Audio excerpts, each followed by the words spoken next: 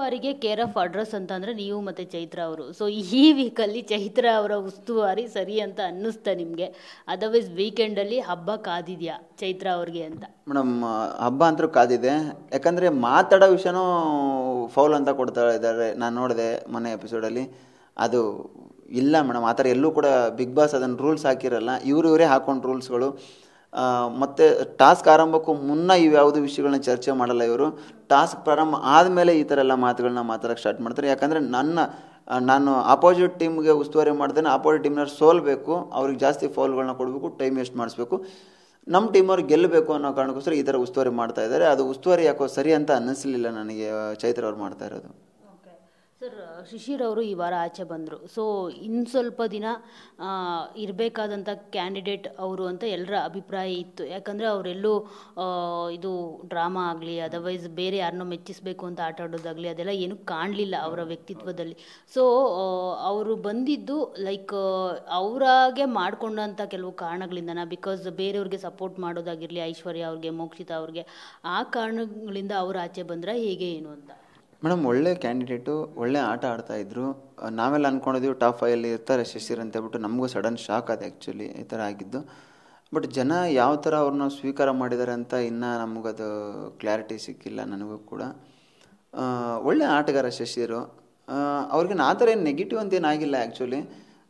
ಅವರು ಕೂಡ ಕಾಲು ನೋವಾಗಿತ್ತು, ಸುಮಾರು ಸಲ ಹೇಳ್ಕೊಳ್ಳೋರು ಕಾಲು ನೋವಾಗಿದೆ ಅಂತೆಲ್ಲ ಹೇಳ್ಕೊಳ್ಳೋರು ಪಾಪ.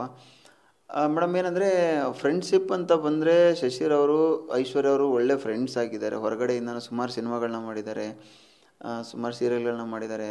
ಆ ಥರ ಎಲ್ಲ ಇರೋದ್ರಿಂದ ಅವರು ಹೇಗಿರ್ಬೇಕು ಹಾಗಿರ್ತಾಯಿದ್ರು, ಆಟಕ್ಕೆ ಹೇಗಿರ್ಬೇಕು ಹಾಗೆ ನ್ಯಾಯ ಒದಗಿಸ್ತಾಯಿದ್ರು. ಆ ಟೀಮಲ್ಲಿ ಇದೆ ಅದಕ್ಕೆ ಚೆನ್ನಾಗಿ ಆಡ್ತಾರೆ, ಈ ಟೀಮಲ್ಲಿ ಇದಕ್ಕೆ ಚೆನ್ನಾಗಿ ಆಡ್ತಾರೆ. ಯಾವತ್ತೂ ಕೂಡ ಆ ಥರ ಭೇದ ಭಾವ ಏನೂ ಇರಲಿಲ್ಲ. ನನಗೆ ಆ ಥರ ಏನು ಆಗಿರ್ಲಿಕ್ಕಿಲ್ಲ. ಜನಗಳಿಗೆಲ್ಲೋ ಶಶಿರ್ ಇಷ್ಟ ಆಗಲಿಲ್ವೇನೋ. ಬಟ್ ಭವ್ಯ ಅವರು ಒಂದು ಮಾತು ಹೇಳ್ತಾರೆ ಐಶ್ವರ್ಯ ಅವ್ರಿಗೆ, ನಿನ್ನಿಂದನೇ ಶಿಶಿರ್ ಅವರು ಆಚೆ ಹೋಗಿದ್ದು, ನೀನೇ ಕಾರಣ ಅಂತ. ಅವರು ಇವ್ರ ಮೇಲೆ ಹೇಳ್ತಾರೆ, ಇವರು ಅವ್ರ ಮೇಲೆ ಹೇಳ್ತಾರೆ.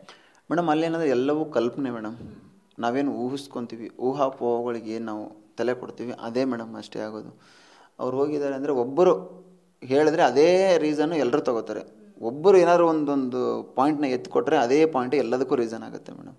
ಸರ್, ಐಶ್ವರ್ಯ ಮತ್ತು ಭವ್ಯ ನಡುವೆ ಒಂದು ಕೋಳಿ ಜಗಳ ಸ್ಟಾರ್ಟ್ ಆಗಿದೆ. ಸೊ ಯಾಕೆ, ರೀಸನ್ ಏನು? ಯಾಕೆ ಒಂದು ವೀಕಲ್ಲಿ ಅವರಿಬ್ಬರು ತುಂಬ ಚೆನ್ನಾಗಿರ್ತಾರೆ, ಇನ್ನೊಂದು ವೀಕಲ್ಲಿ ನೋಡಿದ್ರೆ ಇಬ್ಬರು ಒಬ್ರಿಗೊಬ್ರು ನಾಮಿನೇಟ್ ಮಾಡ್ಕೊಳ್ತಾ ಇರ್ತಾರೆ, ಕಳಪೆ ಕೊಟ್ಕೊಳ್ತಾ ಇರ್ತಾರೆ. ಯಾಕೆ, ಏನು ರೀಸನ್ ಅಂತ? ಮೇಡಮ್, ತ್ರಿವಿಕ್ರಮನ ನಾಮಿನೇಟ್ ಮಾಡಲಿ, ತ್ರಿವಿಕ್ರಮ ಕಳಪೆ ಕೊಟ್ಟರೆ ಭವ್ಯಂಗೆ ಸಿಟ್ಟು ಬರುತ್ತೆ. ಭವ್ಯ ಏನಂದರೆ ಯಾರೋ ಆ ಥರ ಮಾಡಿರ್ತಾರೆ, ಅವ್ರನ್ನ ಟಾರ್ಗೆಟ್ ಮಾಡಿ ಅವ್ರನ್ನೇ ಇಲ್ಲದೇ ಇರೋ ಕಾರಣ ಕೊಟ್ಟು ಅವ್ರನ್ನ ನಾಮಿನೇಟ್ ಮಾಡೋದಾಗಲಿ, ಅವ್ರನ್ನ ಕಳಪೆ ಕೊಡೋದಾಗಲಿ ಮಾಡ್ತಾಳೆ. ಆ ಒಂದು ಅವರಿಬ್ಬರ ಮಧ್ಯದಲ್ಲಿ ನಡೆಯುವಂಥ ಸಿಟ್ಟು ಜಗಳ ಅದಷ್ಟು ಬಿಟ್ಟರೆ ಬೇರೆ ಏನೇನೂ ಇಲ್ಲ. ಅದು ಮೇ ಬಿ ನನಗೆ ಆ ಮನೇಲಿರೋರಿಗೆ ಮಾತ್ರ ಆಗುತ್ತೆ, ಹೊರಗಡೆ ಬಂದಮೇಲೆ ಅದು ಯಾವುದೂ ಕ್ಯಾರಿ ಫಾರ್ವರ್ಡ್ ಆಗಲ್ಲ ಅಂತ ನಾನು ಅನ್ಕೋತೀನಿ.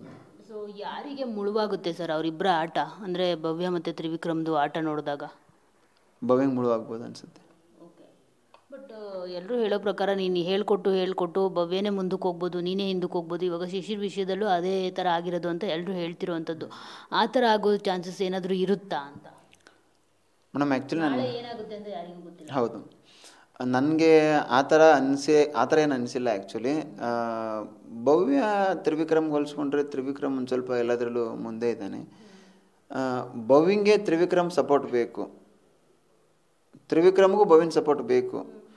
ಬಟ್ ಅದು ಹೆಂಗೆ ಅಂತಂದರೆ ತ್ರಿವಿಕ್ರಮ್ಗೆ ಭವ್ಯನ ಸಪೋರ್ಟ್ ಒಂದು 25% ಇದ್ದರೆ ಭವ್ಯಂಗೆ ತ್ರಿವಿಕ್ರಮ್ ಸಪೋರ್ಟ್ 75% ಬೇಕು. ಆ ಥರ ಒಂದು ಇದರಲ್ಲಿ ಅವ್ರು ಇದ್ದಾರೆ. ಬರಬೇಕಾದ್ರೂ ನಾನು ಅದೇ ಹೇಳಿಬಿಟ್ಟೆ ಬಂದಿದ್ದೆ ಆ್ಯಕ್ಚುಲಿ. ಹೊರಗಡೆ ಬರೋಕ್ಕಿಂತ ಒಂದು 3 ದಿವಸ ಮುಂಚೆ ನಾನು ಹೇಳಿದೆ ಈ ವಿಷಯನ. ತ್ರಿವಿಕ್ರಮ್ ಭವ್ಯಂಗಿಂದ ದೂರ ಇದ್ಬಿಟ್ಟು ನೀನು ಆಡು ಅಂತಾನೆ ನಾನು ಅದನ್ನೇ ಹೇಳಿದ್ದೆ ಆ್ಯಕ್ಚುಲಿ. ಅದನ್ನು ಅವ್ರು ಬೇರೆ ಥರ ತೊಗೊಂಡ್ರು.